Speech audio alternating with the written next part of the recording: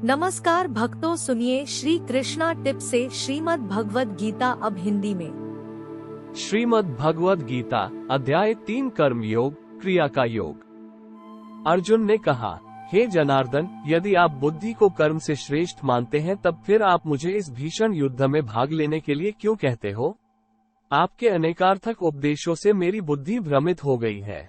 कृपया मुझे निश्चित रूप से कोई एक ऐसा मार्ग बताएं जो मेरे लिए सर्वाधिक लाभदायक हो। श्री भगवान ने कहा, हे निष्पाप अर्जुन, मैं पहले ही ज्ञानोदय की प्राप्ति के 2 मार्गों का वर्णन कर चुका हूँ। ज्ञान योग उन मनुष्यों के लिए है जिनकी रुचि चिंतन में होती है और कर्म योग उनके लिए है जिनकी रुचि कर्म करने में होती है। न तो कोई केवल कर्म से विमुख रहकर कर्मफल से मुक्ति पा सकता है और न केवल शारीरिक संन्यास लेकर ज्ञान में सिद्धावस्था प्राप्त कर सकता है। कोई भी मनुष्य एक क्षण के लिए अकर्मा नहीं रह सकता। वास्तव में सभी प्राणी प्रकृति द्वारा उत्पन्न 3 गुणों के अनुसार कर्म करने के लिए विवश होते हैं। जो अपनी कर्मेंद्रियों के बाह्य घटकों को तो नियंत्रित करते हैं लेकिन मन से इंद्रियों के विषयों का चिंतन करते हैं, वे निःसंदेह स्वयं को धोखा देते हैं और पाखंडी कहलाते हैं। हे अर्जुन, लेकिन वे कर्मयोगी जो मन से अपनी ज्ञानेंद्रियों को नियंत्रित करते हैं और कर्मेंद्रियों से बिना किसी आसक्ति के कर्म में संलग्न रहते हैं, वे वास्तव में श्रेष्ठ हैं। इसलिए तुम्हें निर्धारित वैदिक कर्म करने चाहिए, क्योंकि निष्क्रिय रहने से कर्म करना श्रेष्ठ है। कर्म का त्याग करने से तुम्हारे शरीर का भरण पोषण संभव नहीं होगा। परमात्मा के लिए यज्ञ के रूप में कर्मों का निष्पादन करना चाहिए, अन्यथा कर्म इस भौतिक संसार में बंधन का कारण बनेंगे। इसलिए हे कुंती पुत्र, भगवान के सुख के लिए और फल की आसक्ति के बिना अपने नियत कर्म करो। सृष्टि के आरंभ में ब्रह्मा ने मानव जाति को उनके नियत कर्तव्यों सहित जन्म दिया और कहा, इन यज्ञों का धूमधाम से अनुष्ठान करने पर तुम्हें सुख समृद्धि प्राप्त होगी और इनसे तुम्हें सभी वांछित वस्तुएं प्राप्त होंगी। तुम्हारे द्वारा संपन्न किए गए यज्ञों से देवता प्रसन्न होंगे और मनुष्यों और देवताओं के मध्य सहयोग के परिणाम स्वरूप सभी को सुख समृद्धि प्राप्त होगी। तुम्हारे द्वारा संपन्न यज्ञों से प्रसन्न होकर देवता जीवन निर्वाह के लिए वांछित आवश्यक वस्तुएं प्रदान करेंगे, किंतु जो प्राप्त उपहारों को उनको अर्पित किए बिना भोगते हैं, वे वास्तव में चोर हैं। आध्यात्मिक मनोवृत्ति वाले जो भक्त पहले यज्ञ में अर्पित करने के पश्चात भोजन ग्रहण करते हैं, वे सभी प्रकार के पापों से मुक्त हो जाते हैं, किंतु जो अपनी इंद्रिय तृप्ति के लिए भोजन बनाते हैं, वे वास्तव में पाप अर्जित करते हैं। सभी लोग अन्न पर निर्भर हैं और अन्न वर्षा से उत्पन्न होता है। वर्षा यज्ञ का अनुष्ठान करने से होती है और यज्ञ निर्धारित कर्मों का पालन करने से संपन्न होता है। वेदों में सभी जीवों के लिए कर्म निश्चित किए गए हैं और वेद परब्रह्म भगवान से प्रकट हुए हैं। परिणाम स्वरूप सर्वव्यापक भगवान सभी यज्ञ कर्मों में नित्य व्याप्त रहते हैं। हे पार्थ, जो मनुष्य वेदों द्वारा स्थापित यज्ञ कर्म के चक्र का पालन करने के अपने दायित्व का निर्वहन नहीं करते, वे पाप अर्जित करते हैं। वे केवल अपनी इंद्रियों की तृप्ति के लिए जीवित रहते हैं। वास्तव में उनका जीवन व्यर्थ ही है। लेकिन जो मनुष्य आत्मानंद में स्थित रहते हैं तथा जो प्रबुद्ध और पूर्णतया आत्म संतुष्ट होते हैं, उनके लिए कोई नियत कर्तव्य नहीं होता।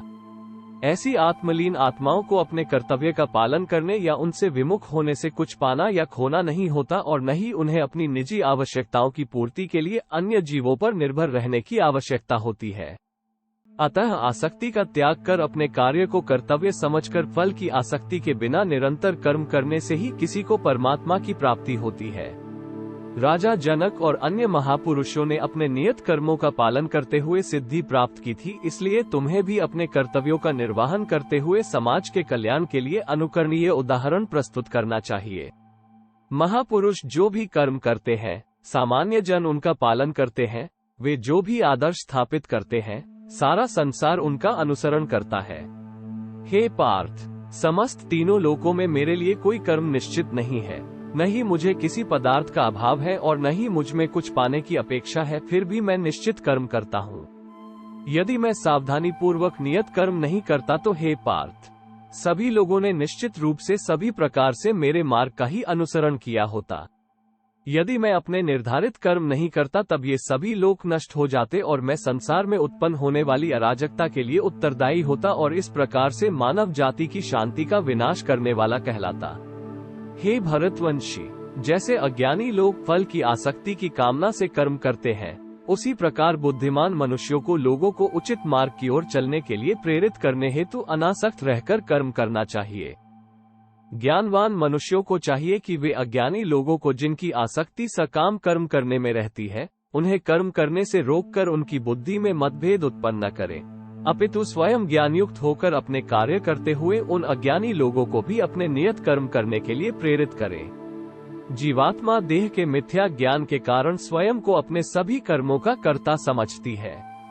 यद्यपि विश्व के सभी कार्य प्रकृति के 3 गुणों के अंतर्गत संपन्न होते हैं, लेकिन अहंकारवश हे महाबाहु अर्जुन, तत्वज्ञानी आत्मा की पहचान गुणों और कर्मों से भिन्न करते हैं। वे समझते हैं कि इंद्रिय, मन आदि के रूप में केवल गुण ही हैं जो इंद्रिय विषयों गुणेषु में संचालित होते हैं और इसलिए वे उनमें नहीं फंसते।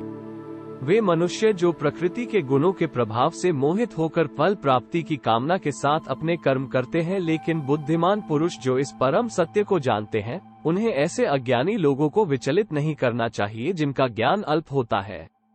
अपने समस्त कर्मों को मुझको अर्पित करके और परमात्मा के रूप में निरंतर मेरा ध्यान करते हुए कामना और स्वार्थ से रहित होकर अपने मानसिक दुखों को त्याग कर युद्ध करो।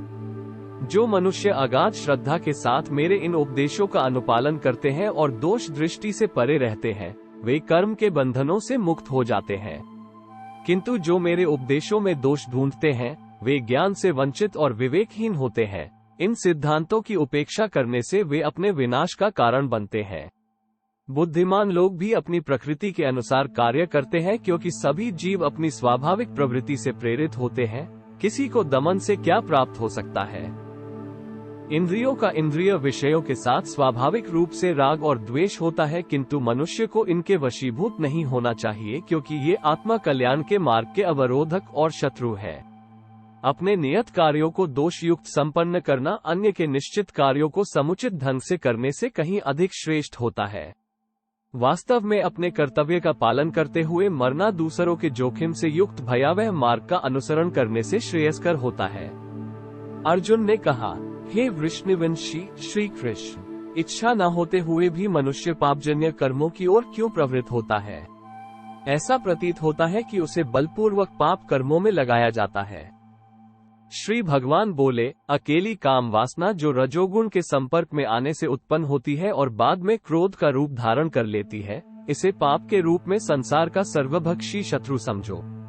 जैसे अग्नि धुएं से ढकी रहती है, दर्पण धूल से आवृत रहता है तथा भ्रूण गर्भाशय से अप्रकट रहता है, उसी प्रकार से कामनाओं के कारण मनुष्य के ज्ञान पर आवरण पड़ा रहता है। हे कुंती पुत्र, इस प्रकार ज्ञानी पुरुष का ज्ञान भी अतृप्त कामना रूपी नित्य शत्रु से आच्छादित रहता है, जो कभी संतुष्ट नहीं होता और अग्नि के समान जलता रहता है। इंद्रिय, मन और बुद्धि को कामना की प्रजनन भूमि कहा जाता है, जिनके द्वारा यह मनुष्य के ज्ञान को आच्छादित कर लेती है और देहधारियों को मोहित करती है। इसलिए हे भरतवंशियों में श्रेष्ठ, प्रारंभ से ही इन इंद्रियों को नियंत्रण में रखकर कामना रूपी शत्रु का वध कर डालो, जो पाप का मूर्त रूप तथा ज्ञान और आत्मबोध का विनाशक है। इंद्रियां स्थूल शरीर से श्रेष्ठ है और इंद्रियों से उत्तम मन, मन से श्रेष्ठ बुद्धि और आत्मा बुद्धि से भी परे है। इस प्रकार हे महाबाहु, आत्मा को लौकिक बुद्धि से श्रेष्ठ जानकर अपनी इंद्रिय, मन और बुद्धि पर संयम रखो और आत्मज्ञान द्वारा कामरूपी दुर्जय शत्रु का दमन करो। हरि ओम तत्सत। इस प्रकार श्रीमद् भगवद गीता का 3रा अध्याय समाप्त हुआ।